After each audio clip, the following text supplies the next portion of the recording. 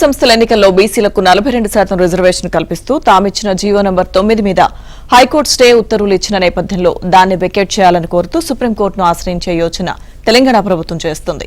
అసలు అప్పీల్కు వెళ్లాలా వద్దా అనే విషయమై న్యాయ నిపుణులతో చర్చిస్తున్నారు.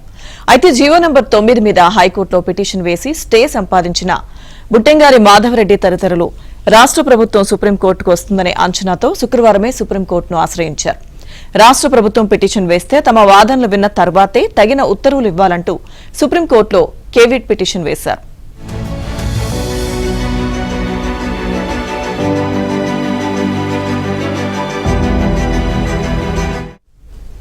స్థానిక సంస్థల ఎన్నికల్లో బీసీలకు కల్పించిన 42% రిజర్వేషన్లపై హైకోర్టు స్టే ఇవ్వడాన్ని నిరసిస్తూ అన్ని బీసీ సంఘాలు కలిసి ఈ నెల 14న రాష్ట్ర బంద్కు పిలుపునిచ్చాయి.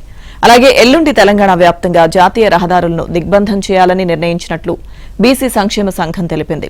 ఇవాళ బంజారాహిల్స్ కళింగ భవన్లో అఖిలపక్ష పార్టీలు, బీసీ సంఘాలు, కుల సంఘాల నేతలు, మేధావులతో విస్తృత స్థాయి సమావేశం నిర్వహించనున్నారు.